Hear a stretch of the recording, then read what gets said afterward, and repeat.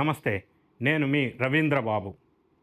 భారత్, పాక్ 2 దేశాల మధ్య నెలకొని ఉన్న ఉద్రిక్తమైన యుద్ధ వాతావరణం నేపథ్యంలో ఈ మధ్య కాలంలో ఏప్రిల్ 22 జమ్మూ కాశ్మీర్లో పెహల్గాంలో పర్యాటకుల మీద పాకిస్తాన్ ప్రేరేపించిన ఉగ్రవాదుల దుశ్చర్యకు సమాధానంగా జవాబుగా భారత ప్రభుత్వం, భారత సైన్యం నిన్న ఎర్లీ మార్నింగ్ ఆపరేషన్ సింధూర్ పేరుతోటి ఉగ్రవాద స్థావరాలని ధ్వంసం చేసే ప్రక్రియ సక్సెస్ఫుల్గా చేసినందుకు భారత వైమానిక దళం, నేవీ, ఆర్మీ త్రివిధ దళాలకు సెల్యూట్ చేస్తూ ఆ నిర్ణయం తీసుకున్న భారత ప్రభుత్వాన్ని సంపూర్ణంగా మద్దతిస్తూ భారతదేశమంతా కూడా హర్షం వ్యక్తం చేస్తున్న ఇటువంటి ఆపరేషన్ సింధూర్ను ప్రతి ఒక్క భారతీయ పౌరుడు కూడా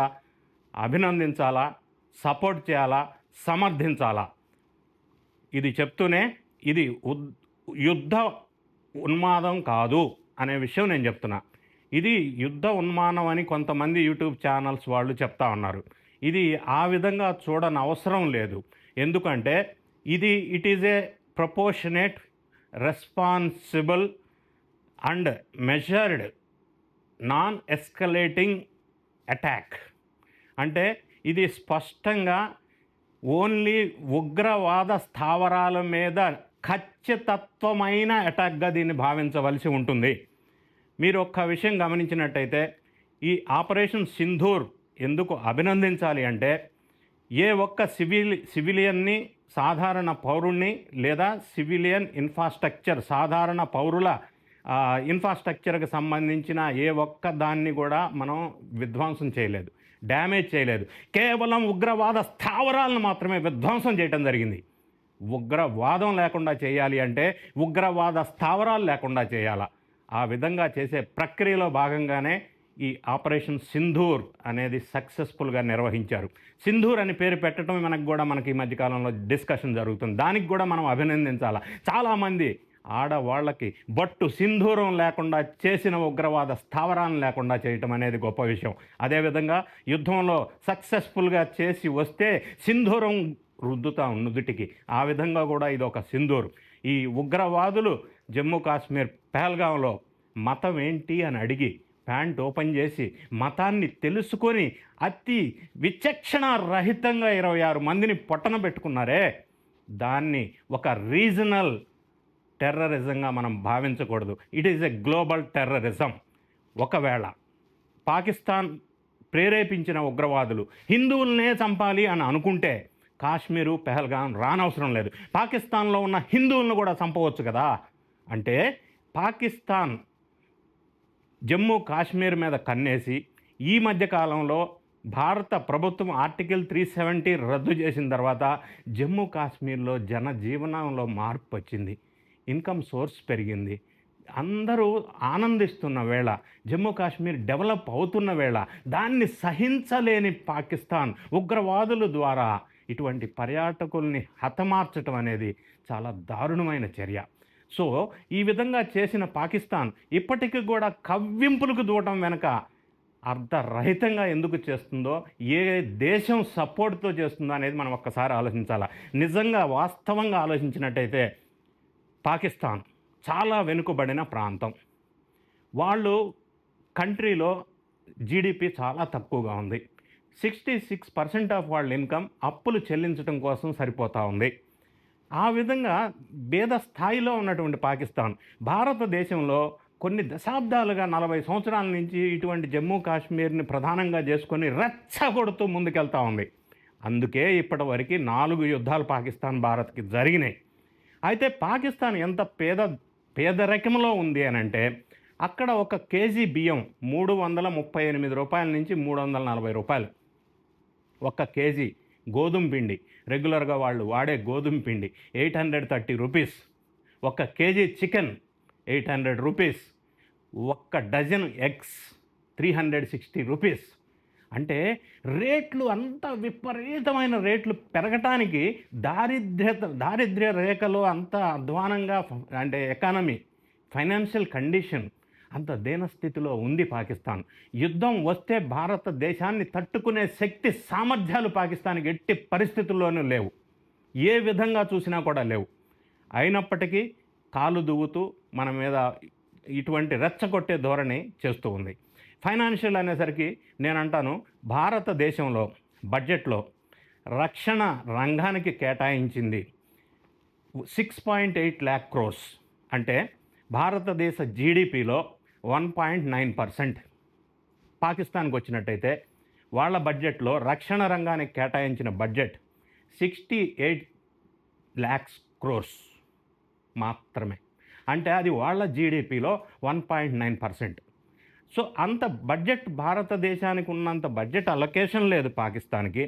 భారతదేశానికి ఉన్నంత జీడిపి గ్రోత్ లేదు, దారిద్ర్య రేఖలో ఉంది, అప్పులు ఎక్కువ ఉన్నాయి, వెనుకబడిన ప్రాంతం అయినప్పటికీ కాలు దూకుతూ ఉంది. అయితే భారతదేశం ఫస్ట్ ఈ పహల్గామ్ ఇన్సిడెంట్స్ తర్వాత సింధు జలాలు బంద్ అనే నిర్ణయం పాకిస్తాన్కి చాలా తీవ్రమైన నష్టం కలిగించే అంశం. ఎందుకంటే సింధు జలాలతోటే పాకిస్తాన్లో 80% పంటలు పండుతాయి, తాగునీరు అందించే అతి ముఖ్యమైన నది అది. దాన్ని మనం బంద్ చేయటం అనే నిర్ణయాన్ని పాకిస్తాన్ అల్లాడిపోయే పరిస్థితి. అయినప్పటికీ ఆగకుండా ఇటువంటి దుశ్చర్యలకు పాల్పడటం వల్ల ఈ విధమైన పరిస్థితి మనకి ఆపరేషన్ సింధూర్ చేయవలసి వచ్చింది. ఇంకా చెప్పవలసి వస్తే ఫైనాన్షియల్ విషయాలు మాట్లాడుకుంటున్నాం కాబట్టి, పాకిస్తాన్లో ఇండియన్ ₹1 3.5 రూపీస్ అక్కడ. అది పాకిస్తాన్ పరిస్థితి. మరి ఎందుకు ఈ దుశ్చర్యలకు పాల్పడుతుంది? ఏ విధంగా చూసినా కూడా పాకిస్తాన్ భారతదేశంలో తట్టుకోలేదు. మళ్ళీ ఇట్లానే ప్రేరేపిస్తే ఆపరేషన్ సింధూర్ 2 వస్తే పాకిస్తాన్ ప్రపంచ పటంలోనే లేకుండా పోతుంది అనేది సత్యం.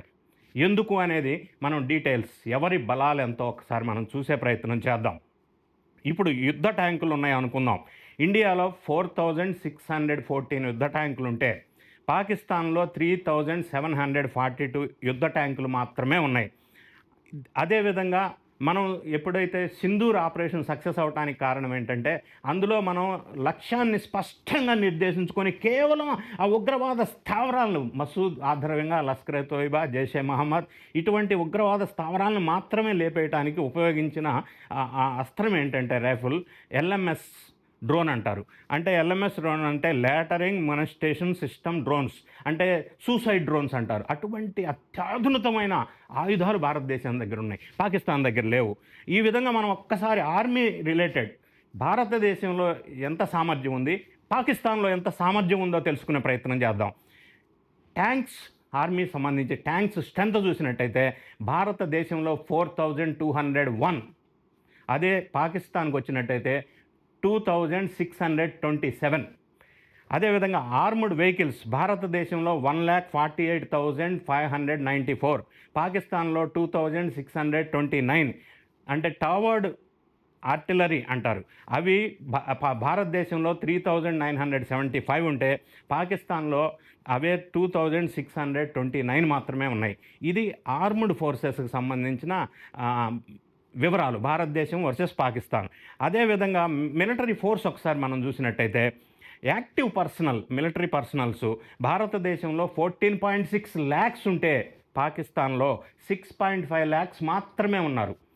రిజర్వ్డ్ పర్సనల్ భారతదేశంలో 11.6 lakhs ఉంటే పాకిస్తాన్లో 6.5 lakhs మాత్రమే ఉన్నారు. అదేవిధంగా పారామిలిటరీ ఫోర్సెస్ భారతదేశంలో 25.3 lakhs ఉంటే పారామిలిటరీ ఫోర్సెస్ పాకిస్తాన్లో 5 lakhs మాత్రమే ఉన్నారు. ఇది మిలిటరీకి సంబంధించిన వ్యక్తులు, సైన్యం భారతదేశంతో పోలిస్తే పాకిస్తాన్లో ఎక్కడా కూడా సమానంగా ఉండే పరిస్థితి లేదు, చాలా తక్కువ ఉన్నారు.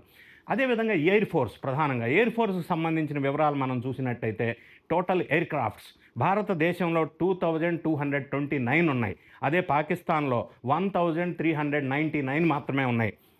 ఫైటర్ ఎయిర్ క్రాఫ్ట్స్ భారతదేశంలో 513 ఉంటే పాకిస్తాన్లో 328 మాత్రమే ఉన్నాయి. అటాక్ హెలికాప్టర్స్ భారతదేశంలో 80 ఉంటే పాకిస్తాన్లో 57 మాత్రమే ఉన్నాయి. హెలికాప్టర్స్ భారతదేశంలో 899 ఉంటే పాకిస్తాన్లో 373 మాత్రమే ఉన్నాయి. స్పెషల్ మిషన్ ఎయిర్ క్రాఫ్ట్స్ భారతదేశంలో 74 ఉంటే పాకిస్తాన్లో 27 మాత్రమే ఉన్నాయి. తర్వాత ఏరియల్ ట్యాంకర్స్ భారతదేశంలో 6 ఉంటే పాకిస్తాన్లో 4 మాత్రమే ఉన్నాయి. ఈ విధంగా ఎయిర్ ఫోర్స్కి సంబంధించిన మన ఎక్విప్మెంట్ పాకిస్తాన్తో పోలిస్తే చాలా ఎక్కువ. నేవల్ పవర్ ఒక్కసారి మనం చూసినట్టయితే, నౌకా దళానికి సంబంధించిన మన శక్తి సామర్థ్యాలు ఒకసారి మనం పరిశీలించినట్టయితే, ఫ్లీట్ స్ట్రెంగ్త్ భారతదేశానికి 293, పాకిస్తాన్కి 121. అదేవిధంగా ఎయిర్ క్రాఫ్ట్ క్యారియర్స్ భారతదేశంలో 2 ఉంటే పాకిస్తాన్లో 0. సబ్మెరైన్స్ భారతదేశంలో 8 ఉంటే పాకిస్తాన్లో కూడా 8 ఉన్నాయి. డిస్ట్రాయర్స్ భారతదేశంలో 13 ఉంటే పాకిస్తాన్లో 0 ఉన్నాయి. ఫ్రిగేటర్స్ భారతదేశంలో 14 ఉంటే పాకిస్తాన్లో 9 ఉన్నాయి. కార్వెట్టర్స్ భారతదేశంలో 18 ఉంటే పాకిస్తాన్లో 9 మాత్రమే ఉన్నాయి. భారతదేశానికి పాకిస్తాన్కి సమానంగా ఈక్వల్గా ఉన్న ఈ యుద్ధానికి సంబంధించిన ఏదన్నా ఉంది అంటే nuclear weapons. Yes, nuclear weapons పాకిస్తాన్కి భారతదేశానికి సమానంగా ఉన్నాయి. ఇక్కడ ఒక చిన్న విషయం గమనించాలా, న్యూక్లియర్ వెపన్స్లో భారతదేశం ఒక ప్రిన్సిపల్ కట్టుబడి ఉంది. న్యూక్లియర్ వెపన్ భారతదేశం ఏ దేశం మీద కూడా మనంతట మనం ఫస్ట్గా యూటిలైజ్ చెయ్యం. అది మనం పెట్టుకున్న సిద్ధాంతం. కానీ పాకిస్తాన్ ఆ విధంగా లేదు. ఎప్పుడైనా వాళ్ళు అనుకుంటే వేసేయచ్చు, కానీ భారతదేశం అట్లా చేయదు. మనంతట మనంగా ఫస్ట్ యూజ్ చేయం, అదొక కండిషన్ ఉంది. ఇప్పుడు ఈ విధంగా పాకిస్తాన్ వీక్గా ఉన్నప్పటికీ కవ్వింపు చర్యలు జరుగుతూ ఉన్నాయి. మరి జరుగుతున్నప్పుడు ఇంకొక వీక్ ఏంటంటే పాకిస్తాన్లో ప్రొఫెషనల్ ట్రైన్డ్ ఆర్మీ ఫోర్స్ లేనే లేదు. ఈ విషయం చాలామందికి తెలియదు, జాగ్రత్తగా గమనించాలా. పాకిస్తాన్లో ఆర్మీ సైన్యంకి సంబంధించిన సేనలు ఎవరైతే ఉన్నారో వాళ్ళు ఫుల్ ఫ్లెడ్జ్డ్ ప్రొఫెషనల్ ఆర్మీ కాదు. ఎస్, మీరు విన్నది నిజమే. ఎందుకంటే పాకిస్తాన్ సైన్యం అన్ని అడ్మినిస్ట్రేషన్లోనూ, పాలిటిక్స్లోనూ, బిజినెస్లోనూ, రియల్ ఎస్టేట్ బిజినెస్లోనూ అన్ని రకాల బిజినెస్ చేసేది పాకిస్తాన్ సైన్యం. ఇంకా చెప్పాలంటే ఇస్త్రీ బిజినెస్ కూడా పాకిస్తాన్ సైన్యమే చేస్తుంది. ఇన్ని రకాల బిజినెస్లో పాకిస్తాన్ సైన్యం ఇన్వాల్వ్ అవి ఉండటం వల్ల అది full fledged professional committed army కాదు, like India or any other country. అంత మనలాగా అంత కమిటెడ్ ఫుల్ ఫ్లెడ్జ్డ్ ఆర్మీ కాదు. అది వాళ్ళకున్న వీక్నెస్, మనకున్న స్ట్రెంగ్త్. అయినప్పటికీ కవ్వింపు చర్యలకు పాల్పడుతోంది. ఇప్పటివరకు మనకి ఇండియా పాకిస్తాన్ 4 సార్లు యుద్ధాలు జరిగినాయి. అందరికీ గుర్తే ఉంటుంది. 1947-48 అంటే ఆ పాకిస్తాన్ ఎల్ఓసి దగ్గర ఫస్ట్ యుద్ధం జరిగింది. అందులో 1100 మంది ఇండియన్ ఆర్మీ చనిపోయారు. సెకండ్ టైం యుద్ధం జరిగింది 1965లో. అప్పుడే కాశ్మీర్ గురించే జరిగింది. దానివల్ల 3200 ఇండియన్ ఆర్మీ చనిపోవటం జరిగింది. తనిష్కంట్ అగ్రిమెంట్ కూడా అప్పుడే జరిగింది. 1971లో బంగ్లాదేశ్ సపరేట్గా ఏర్పడింది. అప్పుడు సిమ్లా అగ్రిమెంట్ జరిగింది. అప్పుడు 3800 ఇండియన్ ఆర్మీ చనిపోయారు. 1999 కార్గిల్ వార్ మనందరికి గుర్తుంటుంది.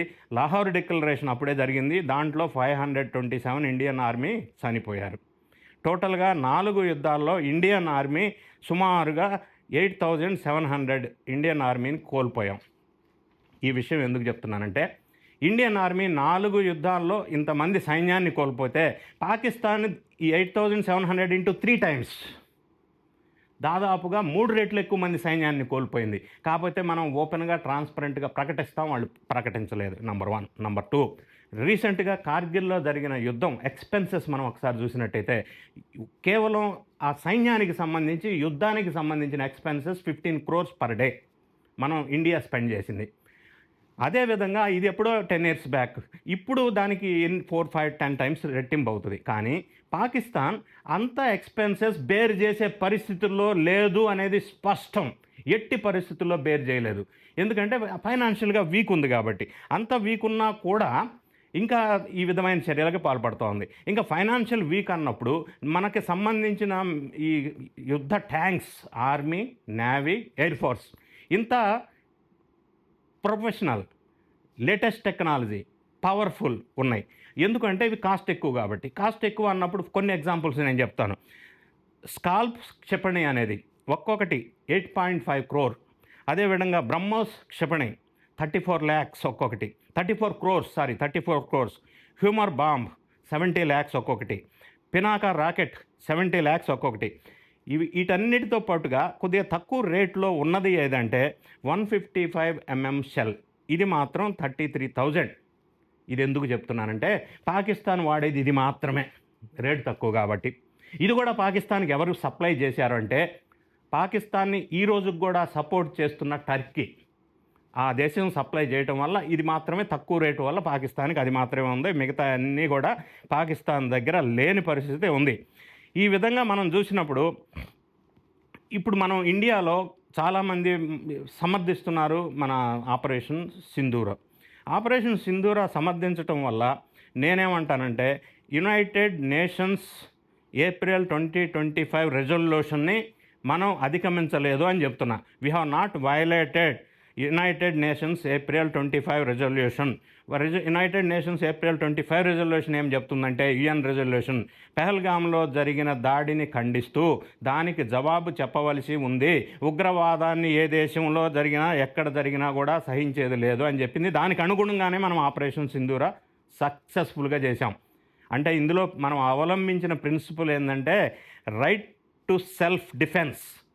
మనం సెల్ఫ్ డిఫెన్స్ కోసం ఈ విధంగా ఆపరేషన్ సింధూర అనే పేరుతోటి చేసుకున్నాం, సక్సెస్ అయ్యాం.